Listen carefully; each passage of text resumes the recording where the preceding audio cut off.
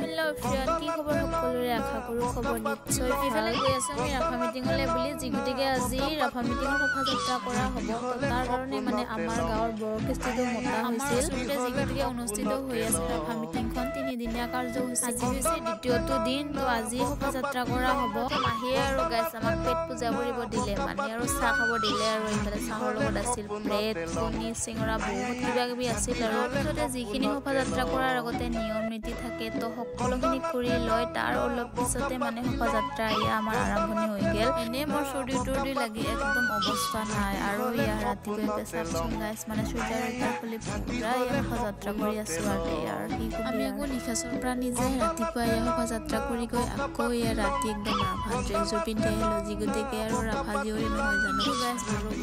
গোৱাৰী বেছে নাপালে আকৌ সন্ধিয়া নিশাচৰ পৰা আহিলে মানে লকডাউন তাকে চাবলৈ আহিলো আৰু আজিলৈ আহিছো